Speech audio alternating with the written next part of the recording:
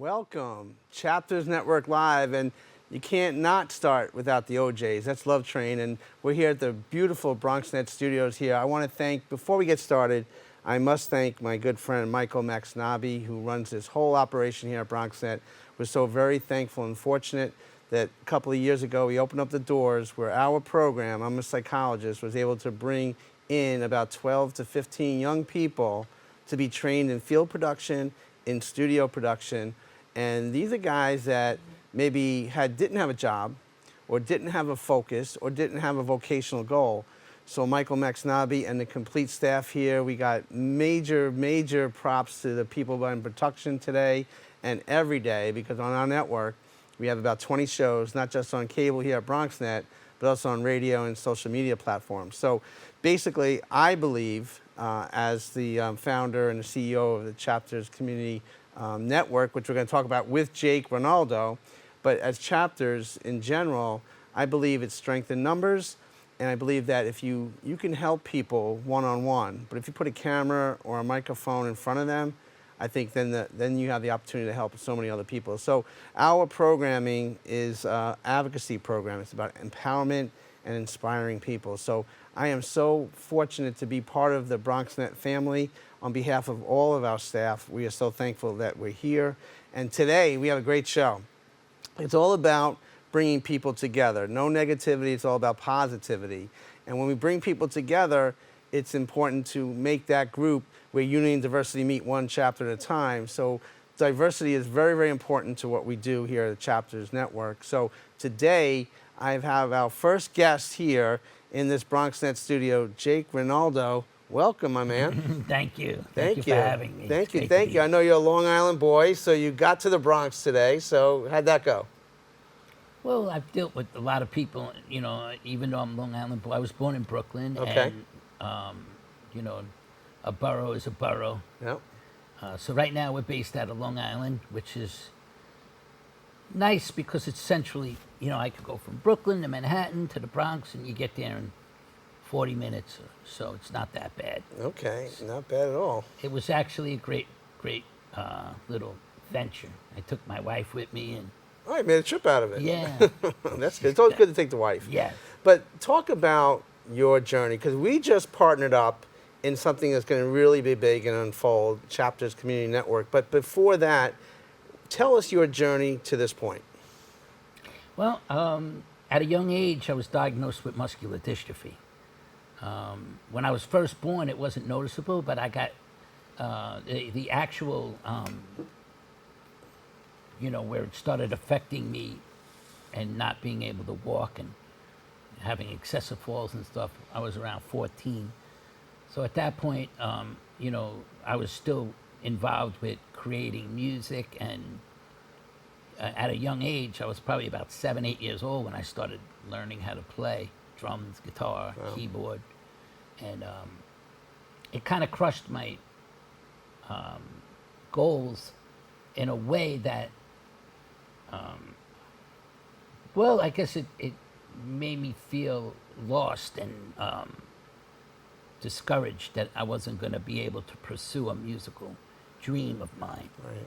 But being, you know, as music as a hobby and doing it on and off, you know, for a hobby, more or less, because I was in college and I was going to school, and plus I was working. My dad had a music store, and so it's embedded in me, the music. So let me stop you for a minute. So when you realized that at that moment, did you have a why me moment? Was it a challenge for you to kind of overcome it first, or did you accept it gracefully? Unbelievably, I accepted it gracefully. Wow. Yeah.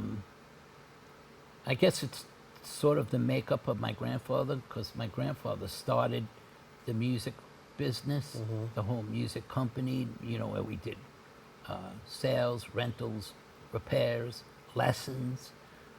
We developed learning programs for people that want to learn any type of musical instrument.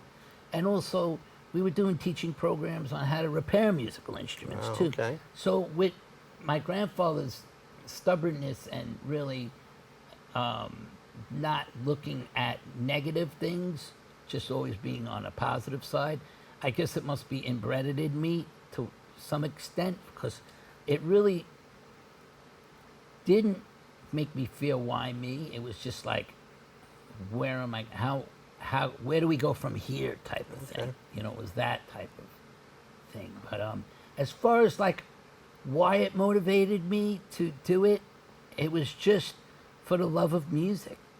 I guess when you love something so much, you find a way. Right. You know, and over the years, I've been developing my skills and my learning techniques so I could, you know, basically give it to other people, you know, give them the opportunities that I had, you know, giving them a mentor program, giving them instructional videos on what I've done and how we achieved different goals, you know, of being in nonprofits. Because, you know, I've been around, and this is not my first rodeo, so to speak, of doing nonprofits and everything. I'm a community person, and we've dealt with the community, especially in Nassau County, Right. you know, in different colleges throughout Long Island, all the elementary schools. You know, we have programs that we developed for many, many years as someone in my teens and in my 20s growing up. And then also from there venturing into recording studios, rehearsal studios, all of that great stuff. You know? So it wasn't you wanting to overcome the challenges that you faced. I mean, that was one of the things, but it was important for you to inspire other people that may have similar challenges or other kind of challenges that really is in your heart. Well, yeah, because when I first started the recording business, I was producing a lot of ethnic music. I was producing everything, rap, rock, this, that. But then the ethnicity behind the music industry was brought to my attention. And it was from the Bronx. It originated here. It's called Punta Rock.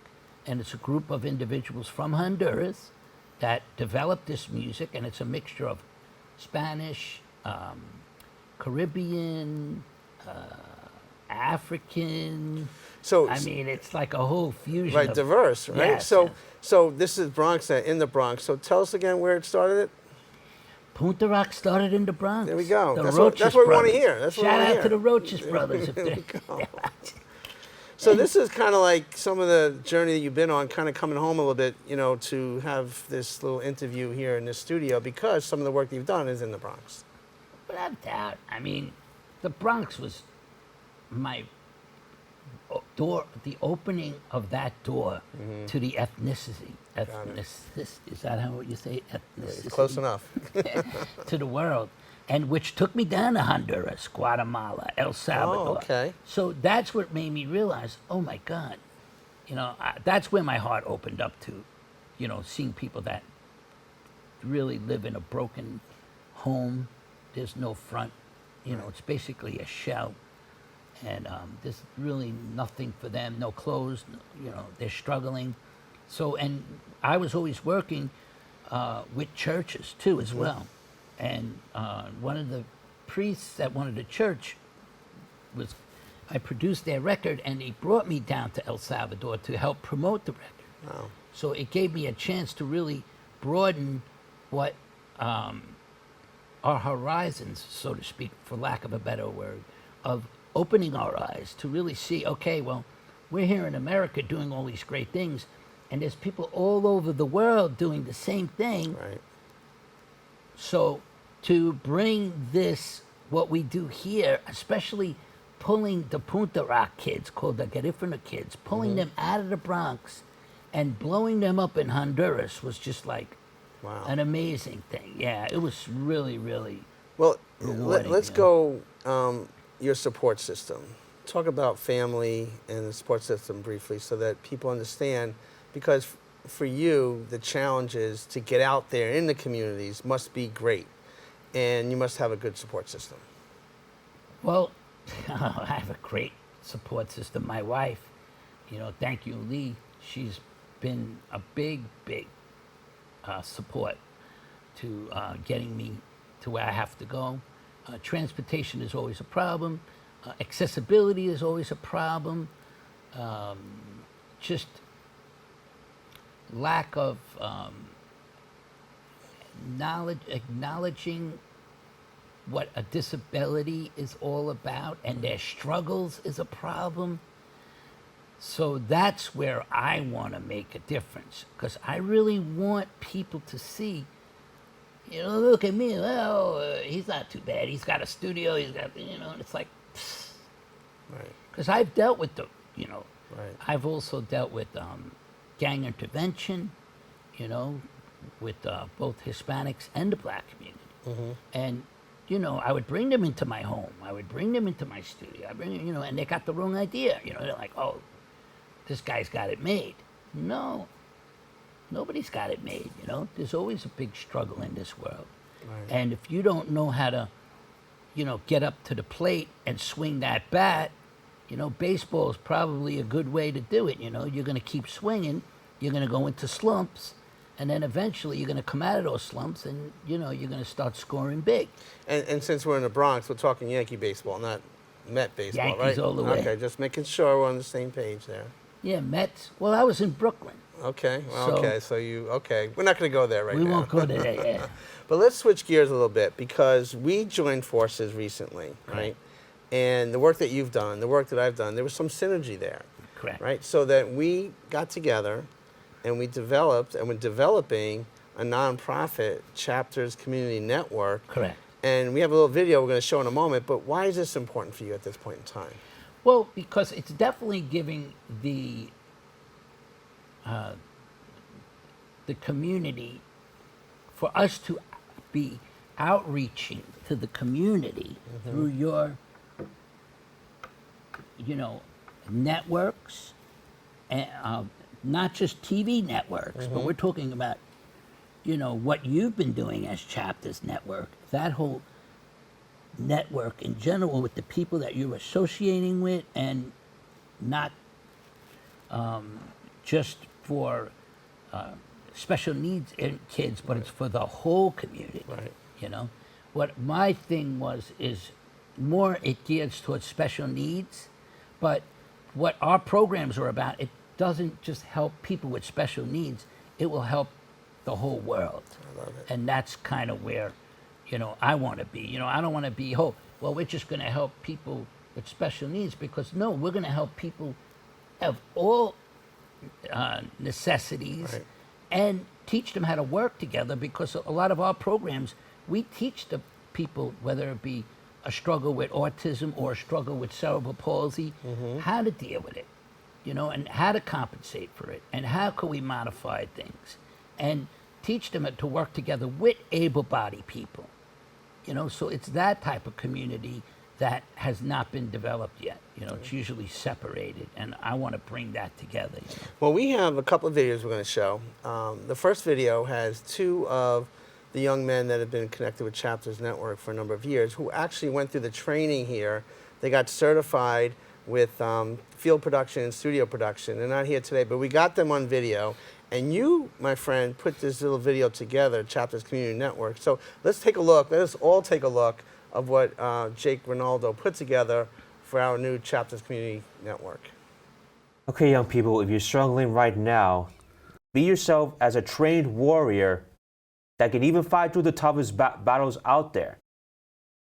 And you have to cut the people who's always been more dysfunctional to you, and stick with a very healthy support system. Because with that support system, those are the ones that should remain part of your life, even if it's someone you don't know. You won't regret by just making that big time changing decision out there. I'll be the last one standing, 2 hands in the air, I'm a champion. You'll be looking up at me when it's over. I live for the battle, I'm a soldier, yeah. I never shot a gun, I never robbed a person, I never played dice, I never snatched purses.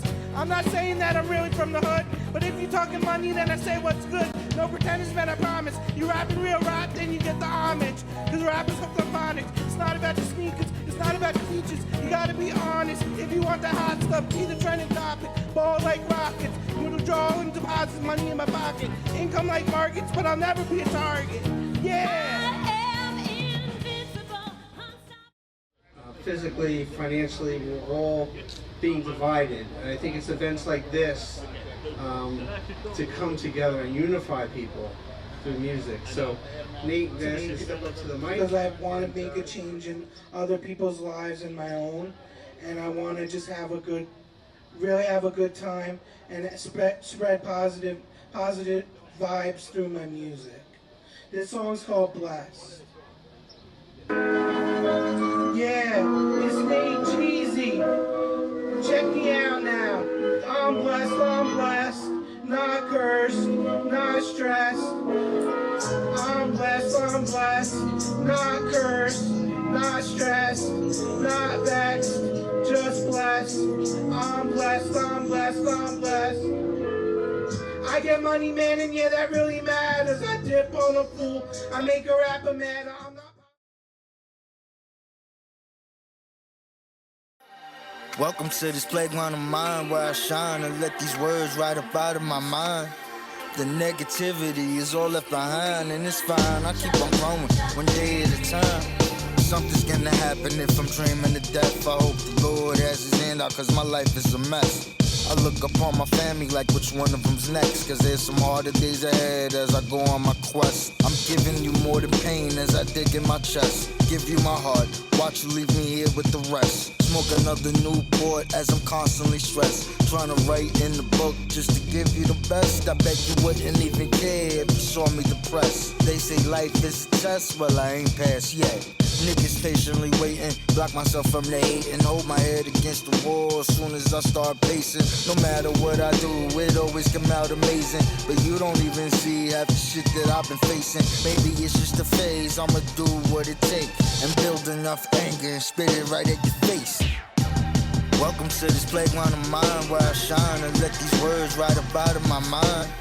The negativity is all left behind and it's fine, I keep on growing, one day at a time. Welcome to this playground of mine where I shine and let these words right up out of my mind. The negativity is all left behind and it's fine, I keep on growing, one day at a time. I see nothing but vivid pictures up in my brain, anger bubble in my blood as it goes through my veins. If you look me in my eyes, you see more than just pain. Mama losing bits and pieces, it ain't keeping me tamed. No matter how hard I go, I'm still stuck in the game. I've been praying for the best, but nothing has changed. I'm just trying to move swiftly. Nowadays it's hard to tell it's real. Those are two young men that have overcome adversities in life, especially during the pandemic. Right. They pivoted, and that video kind of highlights a little bit of it. Well, yeah, I mean, don't forget, I mean, you have a ton of content. So a couple of things that those little pieces of video footage, especially the one what's his name again? Alex. Alex. You know, that's a powerful, powerful message he's sending.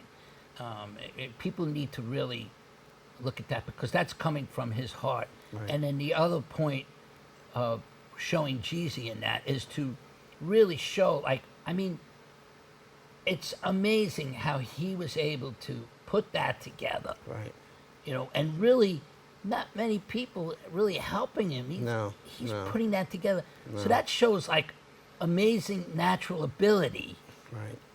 for Jeezy to be able to put that together like that. And so it kind of reflects of what was his name again? Alex DeMello. What he was mentioning. So that's the real importance of why that little, and it's not done yet. It was just kind of an example of what you do and you know what I do, what we both do, and having the right community behind you, you know, because sometimes it's not about just family. Right. You know. Right. You got to go outside the box. But your editing skills, your skill set really captures the moment, and you edit that down to create that little piece, which is not a final piece. It's just a piece to kind of show demonstrate what we're all about, right, because right. It's giving second chances. It's being proactive, not reactive. It's being positive, not negative. And understanding, showing that, you know, that through their eyes, what gives us the understanding of what is necessary and what is needed. Right. You know, because we're not, you know, we can't read people's minds. Right. So in order to really put people out there, interview them, let them speak their mind. Right. Let us understand what is helping them or not helping them or confusing them, or, you know, so those interviews and those performances bring a real big picture for us as community directors to really help people. Wow. You know, if you talk to a lot of different musicians, they all say the same thing. Ones with disability, they want to be respected. Right. They don't want to feel bad because this guy's disabled, but he could play the drums. Right. No. Right. That's a they good want- point. And yeah. as we go along in our journey together, it's going to uncover, it's going to advocate, empower, inspire so many people along the way. Yes. After this segment, there's another segment, two young entrepreneurs that are doing great things that are from the Bronx, Right. and they want to give back in the work that they do. So this is what it kind of brings people together, different people together. So our last video is a young man that you've been working with for a long time, Tom Ryan. Talk about Tom. So Tom is similar to like Jeezy because he has autism, which doesn't allow him to make his own decisions Right. or communicate well. It's just he has, similar to like Jeezy, he just has this natural ability to create music. Right. So Jeezy's got a natural ability to create his little rap, empire, and Tom is different, more of a folk songwriter, getting his message out, more in a, I guess, the folk music sort of way that shows his ability to put things together without anybody's help, because that video was was put together by just a place similar to like this. We stuck him in the room. We put a couple of cameras there, and said, Tom, do your thing. And he came out with this original song that it's just beautiful, and he did it all on his own, no help. Wow. So that's what that video will demonstrate. And you've been working with him for a number of years now, right? Oh, well, I started doing nonprofit many, many years ago, and it was through disabled musicians. Okay. So he was one of them. Another guy, Mike, was one. A bunch of them that are still with me today. Right. I learned about them years ago, and being in my music business, it took me away from that for a while. But now, I'm semi-retired. It's bringing me back because now it's time to give back. Right. So I worried about my career and where I'm going with my life.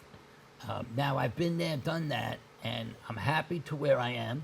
And now it's time to structure and have something recreated on a whole different level. So you met me, so you ain't retiring anytime soon, right? So we still got some Well, unfinished I was business. retiring, because you still got to pay the bills. Right. So Well, that's yeah. why Well, they call okay. it So, semi- all right. Well, semi-retirement. Okay. Correct. All right. So, but we're going to be out in the community. We're going to be doing different things. We're going to end this segment with a video of Tom Ryan performing. But how can people get a hold of you and contact you directly? Well, right now, because we found each other in a weird way, I had started my little organization to help people, and you could go on the website just to get an idea. It's called eawd.org, which is there you'll see a little bit about me, a little bit of history of different artists that I work with, maybe some programs, some learning programs. You could just tap into what we've been doing, the shows that we're working on, and other type of programs that are going to be developed. So it's eawd.org, or you could contact me directly by using the the email, which is eawithd@gmail.com, which is also on the website eawd.org. And also you could, Chapters Community Network. I mean, it's just all out there, and, I'm sure it'll be attached to the So ending credits. Ronaldo and Vaccaro is on a new Italian restaurant here, right? It's a Chapters Community Network. That's what it is. Yeah, well, I guess But I never- make a mean lasagna. I'm just saying. Yeah. Well, Italian food is as good as the person creating it, I guess. Okay, you know, all right. see. So The other night we had, I don't know, my brother made it. He made a chicken alla vodka on a panini bread. wow, any good? It was great. Oh, there we go. I And don't you didn't know. bring any here? You You know didn't what? bring Oh. anything, and we have a guy, he's a chef, and he didn't bring any food either. So I got to get with the program. Here's I the didn't. funny No one's thing. reading my emails or memos. Yeah. I mean, I didn't even know he could cook. Well, anyway, we got a lot to do in this show. Tom Ryan, I love you, brother. We're gonna. Thank you. Jake Ronaldo, thank you so much. Thank We you got a so lot of much. work to do. Yeah. We have unfinished business. Yeah, no, we're gonna be great. We're gonna teach people and we're gonna help people and like your other guests, you know, and get people out there being entrepreneurs and Yeah. building their own brand. Yeah. That's what we're gonna do for the community. Yeah. Chapters Community Network, Tom Ryan. Let's take us home there.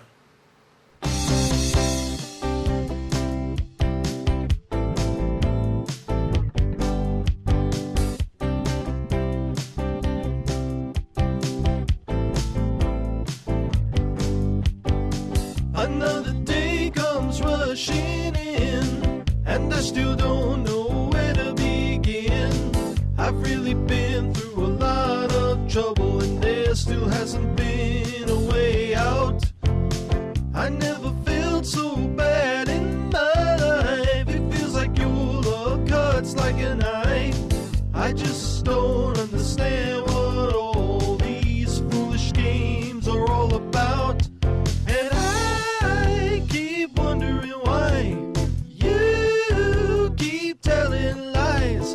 And I don't understand why you're still out of hand.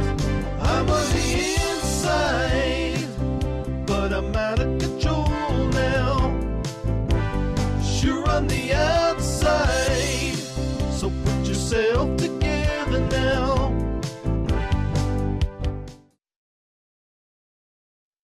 Again, want to thank Jake Ronaldo for the wonderful work that he's done for the career. And right now, only best practices. You see their logo here on here. We have Keontae Evans, I apologize, and Osiris De La Cruz. Welcome, guys. Welcome to the show. Good afternoon. Thank you for having us. Thank you so very much. And what'd you think of the first set there? I thought it was awesome. Honestly, I enjoyed learning more about, I'm a big music guy, so just learning more about just genres that originated in the Bronx and how they've expanded is always something that I want to hear about. And what were your thoughts about the No, first I set? think it's a great story. It just shows a little bit of what perseverance can get you. You know, no matter what you hit in life, it's always about the next step, the next goal. Now, you guys persevered too, because you guys are both Bronx boys, right? Absolutely. So being at BronxNet is a really cool thing because you came from the Bronx. So Keontae, talk about your journey, you know, when you were younger a little bit and where you are now. Yeah, I'm born and raised in the Bronx. The section everyone would probably know as Castle Hill. And I was the typical kid that you would probably see on the street today. Very into basketball, music, being outside with my friends and just exploring the city. Along that journey, I was able to meet Osiris not once but twice. And we've been locked in from age 16 on. And today we're working together to change the world some more with technology. Okay. Osiris, talk about your journey to get to this point. Well, born in Dominican Republic, moved here at a very young age, grew up in the Hunts Point area. It's just, you know, life was pretty normal for me. Parents working at a Valencia bakery. If anybody from the Bronx has ever had a birthday party, they know that bakery. And, you know, just going through life, thinking I was going to do one thing, end up doing another thing, and then once that other thing didn't work, ended up doing what I'm doing now. So it just shows that you just have to be very flexible and pivot when you need to pivot. That's all. Right. Now, you, I believe, were a chef at one time, right? That's correct. Yeah. And you're the one that did bring any food here. Nobody told me anything. They said I couldn't heat anything up. So All there's right, no okay. point. Next time you're going to bring next some time, food next here. time. But you pivoted because you're not doing that anymore. What made the change for you? I would say the biggest reason is definitely the pandemic. Pandemic came, and you know, when I first got into the hospitality industry, they always said you always have a job. People always need to eat, and you know that not saying people were lying, but it definitely didn't feel that way when I was stuck at home for X amount of time. Keontae was the one that was telling me about technology and just the career path that was there.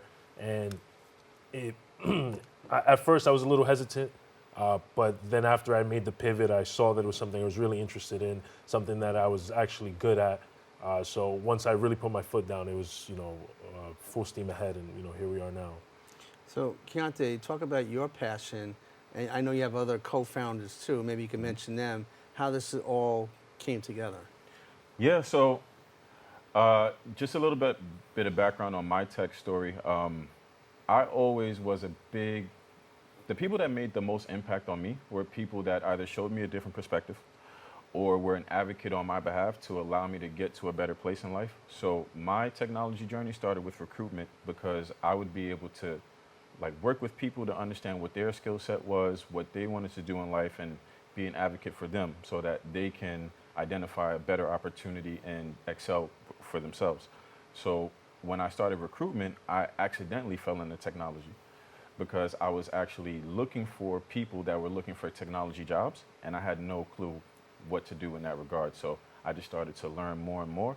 And as I was learning more and figuring out how the world worked in terms of technology, I wanted to spread that to my friends immediately. So Osiris, everyone from my block.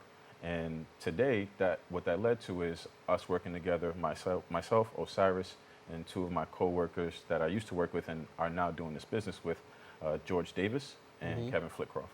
Okay. So you have a mission and a passion to what you're doing right now. So both of you, I'm going to ask you this question because I asked Jake this question too. Who are your supports getting to this point? What made you kind of have that passion within you? Who supported you along the way?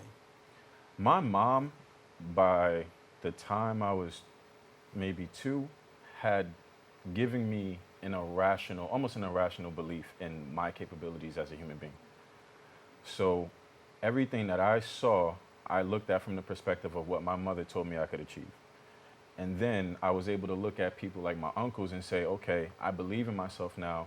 What did they do? And how can I use them as the ground level to reach a higher ceiling? So I would say my mother, for certain. My grandmother is like the Rock of Gibraltar. She never moves, she never leaves, she never wavers. And then my uncles, whether they showed me a style that I was comfortable with or a career path that I felt like I could pursue, it's definitely been family-based, and that includes Osiris. He's family now. I met him when I was 10, and my friends' belief in me and the things that we do allows me every day to just continue doing what I do. Well said, well said. Osiris? I mean, just to piggyback off that, I mean, my mom has been somebody that I could look to and really, she exuded confidence not only for herself but for me. One thing she always said is, I don't care what you are, you could be a garbage man, but be the best garbage man you can be, you know. Right. And so I always kind of took that mindset in everything I did.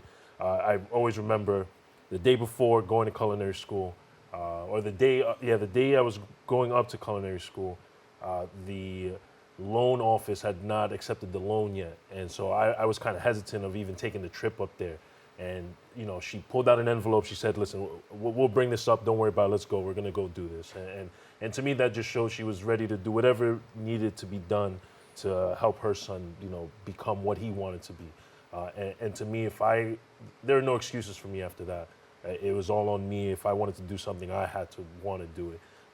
And again, just the friends that I have, Keontae just showing me this and kind of supporting me through the way. Even the times where I feel like I was wavering, I felt like I wasn't doing the right thing. Maybe I should just go back to cooking. You know, it was just letting me know that, you know, just keep on, keep going, and we'll get there. And you know, I haven't looked back since, really. Were you nervous about making that change, or you had complete faith in this guy over here?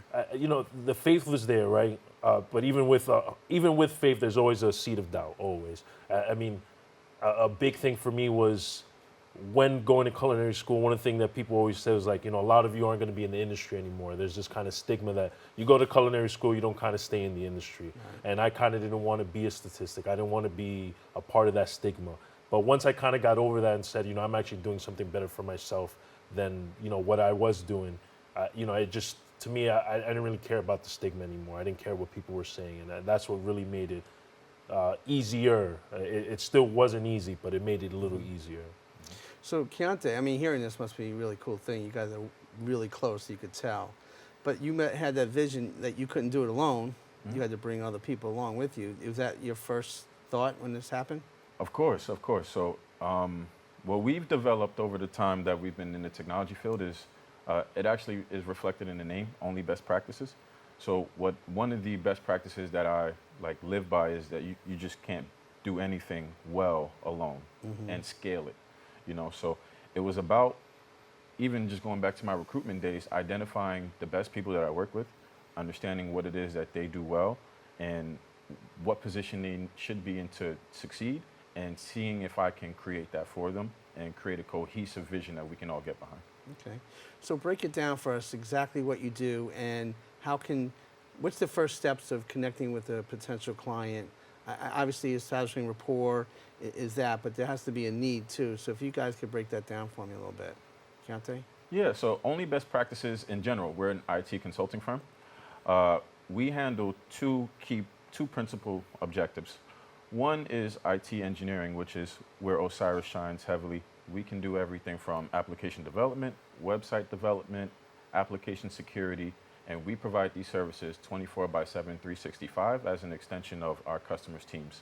So in that process, we get to learn what they've been doing as best practices, whether they have them established or not, who they have on staff from a skill set perspective, and we identify goals and milestones to help chart the posture from where we've started to where we're getting in terms of projects.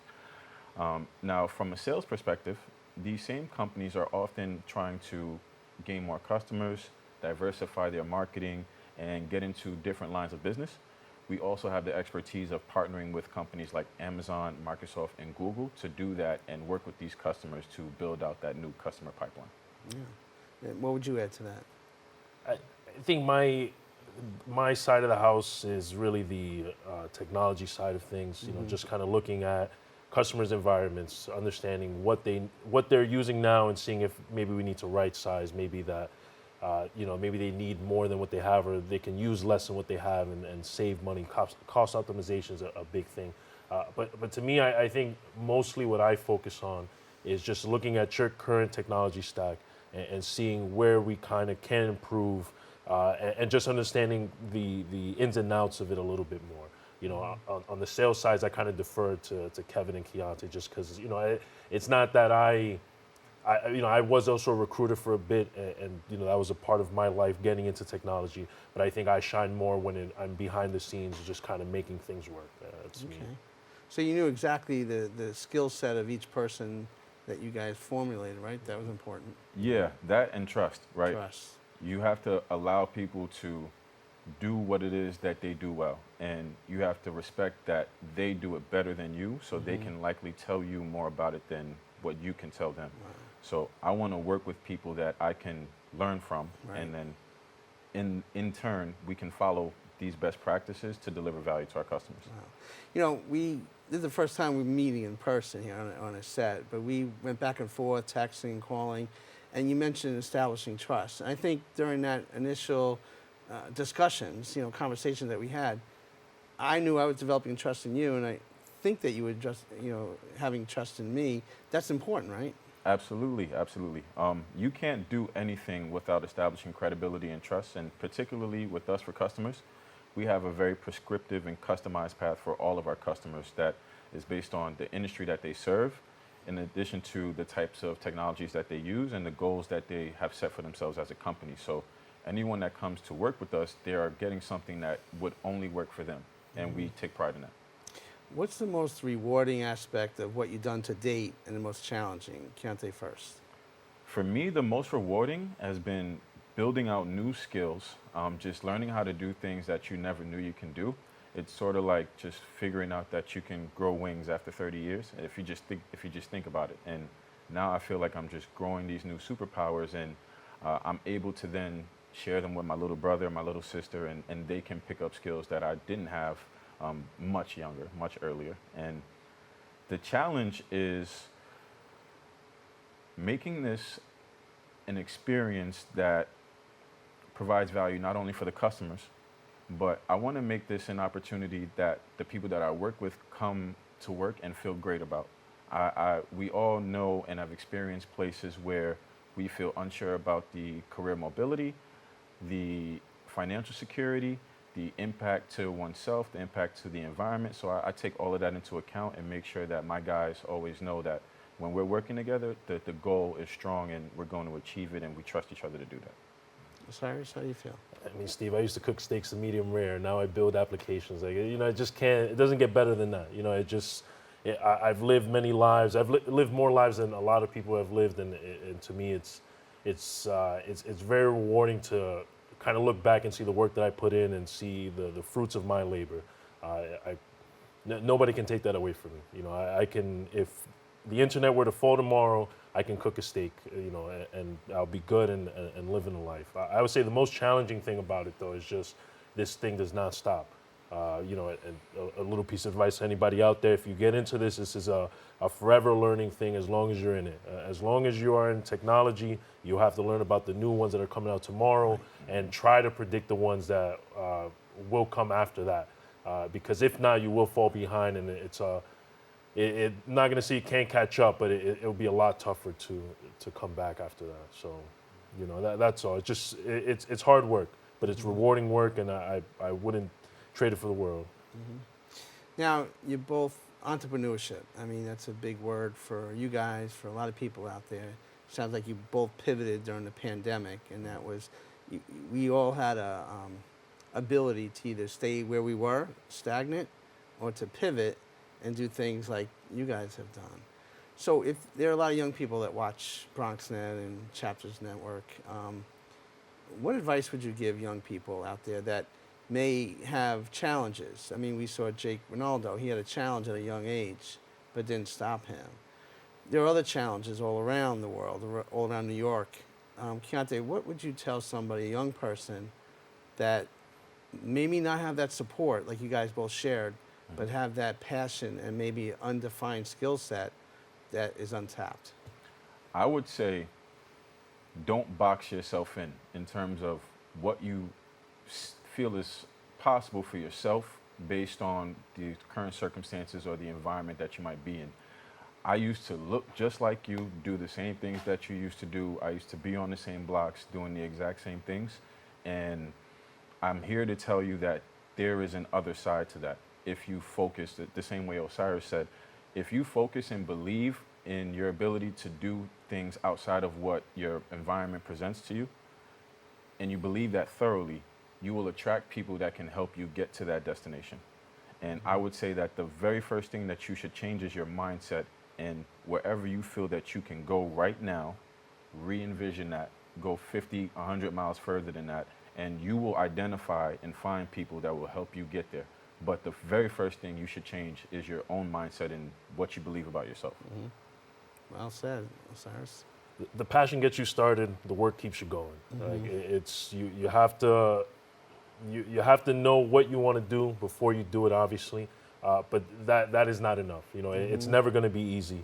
You're going to have days where you just don't want to do it anymore. Where you just kind of say, I'll go back to it. And those are the days where you're going to have to work just as hard as the days where you're like, you know, I got this today. I did this right. Because it's just, the moment you stop working, right, the moment you fall behind a little bit, like I was saying before, is the day that it's like it'll trickle down to your passions. And once that work stops and your passion starts waning, that's where you kind of fall back into bad habits. I can tell you for sure that there were many days that I wanted to quit, and there were days that, I'll just hang the computer up and just put the apron back on. But those are the days where you're just gonna have to work a little bit harder. But what gets you through that? Like, tell me, it's like when you get through that moment, because it's easy to just throw your hands up and you already have a skill set and you can go back anytime. For sure. But what got you through that? I think it was just seeing how far I already came, and just kind of being loud about it is what helps me, at least. Like, I kind of made sure, like I told all of my colleagues from the kitchens, I'm not coming back. And that's something that, you know, you say it and it sounds harsh to say, but it's like it at least motivated me to say, yeah, I already put my foot in my mouth. I can't go back on this, because if I go back, at least people are gonna look at me like, oh, I thought you weren't coming back. So that was what helps me. It may not help everybody that way, but at least that's how I think. And I think a lot of people where I'm from kind of think that same way. Everybody always has a chip on their shoulder and trying to prove the world wrong. I think what you have to really do is, instead of proving the world wrong, is proving yourself right. Again, I believe in myself more than other people don't believe in me, and that's where it stands, and it always will stand that way. And Keontae, I mean, you must have had challenging days too. Like, I could just do what I'm doing and call it a day. But what drives you to, put those feelings aside at times and to push forward into what you just created now, what you all created, Only Best Practices? Whenever I have, like, my motivations, my bad days are carried by my brother and sister. Absolutely. Because I've been in their shoes with regard to, their circumstances, how they're feeling, and I want to be someone that they can always look to and say, I can at least do that. I can at least do that, no matter what I'm doing in my life. And then secondarily, I'm a big competitor, like, as far as sports goes, and if I feel slighted, if I feel as though, honestly, that you don't believe in our ability to achieve something, that motivates me thoroughly. Really? Thoroughly. I cannot wait to prove you wrong. Really? So some people might say, okay, you can't do this. And they say, you're right. I can't do that. What am I doing? What am I thinking? But you go the other way. Watch me. Watch me, like that. Yeah. You mentioned basketball. I don't know if you guys are basketball fans or Knicks fans, but you mentioned always the controversy: Michael Jordan and LeBron James. Who's better? I'm not going to ask that question, but LeBron. Yeah, I was going to say we already know the LeBron. answer. Yeah, I'm going to ask that question. So why LeBron? So I'm not married to the achievements of yesteryear. I love that Jordan went 6 for 6. I love the 10 scoring titles. I just believe the quality of the opponent has changed, and LeBron is facing a higher quality opponent on a day in, day out basis. And he can do a little bit more on the court than I've seen of Jordan. Now, granted, I'm only 30, so I didn't see this in person, but I've seen Jordan, so I'm listening to you. I got you. From what I've seen, there's just a slight uptick in what I see from LeBron. Now, from a success standpoint, you might say he's lost a lot, and that's exactly why I love his game, because he didn't let those losses prevent him from getting another championship. Right. You ever saying this? 39, averaging like he's 23. I mean, it can't really go wrong with that, man. It's Okay. like, 4 and 6 in the finals, sure. Bill Russell has 11 rings. Like, we don't really talk about Bill because it's just not. The achievement stuff, again, it's less on achievements and more impact. LeBron has had more impact on me than really Michael Jordan has had. 2003 was what? It was like about 9 years old. So just kind of seeing that come up and still seeing it. From 9 to 30, to see this guy dominating a league, it just gives you that inspiration to want to dominate in whatever you're doing, what your domain is for that long. So we're not gonna, we have to do another show on this, alone. But I was gonna go with Michael Jordan because, but a lot of reasons. I think first of all, it's a flip of a coin. I think as far as success and what they represent to young people and how they make everybody around them better. Mike Jordan did, the championship thing, and, he made everybody around. Without Jordan, there's no championships in Chicago, right? And the same, LeBron bounced around a little bit, and there's no championships in those places either. So it's a different mindset and different culture in the NBA now, too. So, but back then, we'll have to have another show with this. You're going to bring steak. Sure. Yes. We're going to have the nice cooking thing here. And but where do you see this going, the work that you're doing right now, Keontae? What's your goal moving forward? Ultimately, my financial goal is to be able to create an opportunity for myself and my guys to sustain their families for generations upon generations. And then as far as the community goes, I want to build out, I won't say a school, but an academy whereby we can introduce kids that are anywhere from, I would say, you can start this journey at age 10. So we can start from age 10 all the way up to college age and give them the ability to develop skills to hit the workforce and develop a life for themselves early. And that's the ultimate goal, where I can eventually spin back and just focus entirely on my community. So you're a community guy too. Yeah. So this is why this is kind of a good connection here, because that's been my goal all along, is you can do what you're doing, but it's really how do you inspire and empower others to do the same thing, right? So I love what you just said. That's perfect. How do you see it? You know, I just want to build things. That to me is kind of my big, just passion. Like it's whether I'm building a dish or building an application. Like it's just building things to me, doing things with my hands is what drives me. And I think with the success of this company, it will just allow us to be able to open more doors for individuals from our neighborhood. And what I feel a lot of industries lack are different ways of thinking. And the issue with number one is the entry barrier for a lot of individuals from where we come from to get into technology roles. Right. And you know, I truly believe that when you bring them into those roles, it's just different ways of thinking. Like, you know, you have people who are engineers who've gone to school, master's degrees, et cetera, et cetera. And then you have a guy like me who's a chef. You know, the way I think is very different than how you think. And I'm not saying that I think better than you do, but it's just different. Right. You give me the same information you have, though, I'm going to kind of think about cooking a little bit and try to see where those two domains interject or intersect. And just my ideas are going to be a lot different than what your ideas, because yours might be more by the book. And I don't have that privilege of having that kind of mindset, if that makes sense. Yeah, that definitely makes sense. Now I'm looking at the logo. I love the color scheme. I love the arrangement. Keontae, talk about the logo, how that came about. Yeah, we wanted to make a logo that was very recognizable, very simple, and represented something clean, professional, but with an ounce of friendly in it, like a little bit of bounce to it, and I think we've achieved that. I'm very proud of the logo and the name. I think we can stand by this. It's a very mission-driven name and logo. And when you do meet people for the first time, what are the first things that you actually say to a potential client, or how do you develop that trust? I know we talked about it, but how important is that first meeting when you're meeting someone?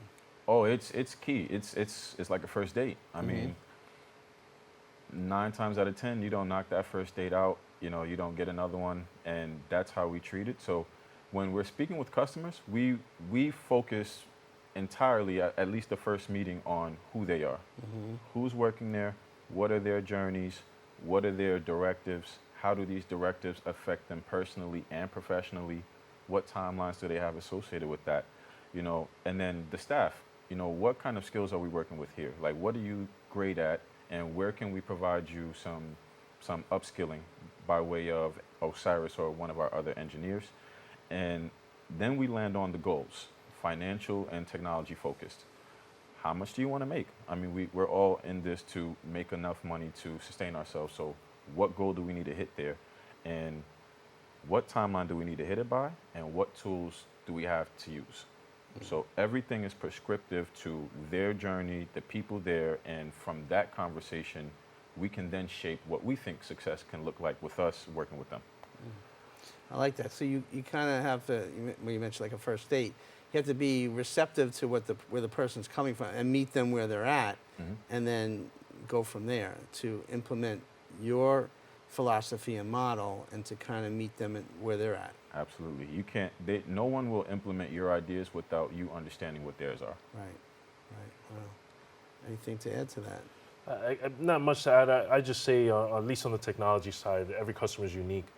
So I have to kind of go in with an open mind. People are doing things the way they're doing it for a reason. Right. It's not just because, you know, that it's the best way, you know, per se, but maybe just their use case dictates that they have to do X like this and Y like this, even though I may have done X like Z and Y like A, for example. So, you know, going in with an open mind definitely helps a lot, because you definitely do see a lot out there. It's just, I wouldn't say Wild Wild West, but everybody's, you know, doing their own thing, however they do it.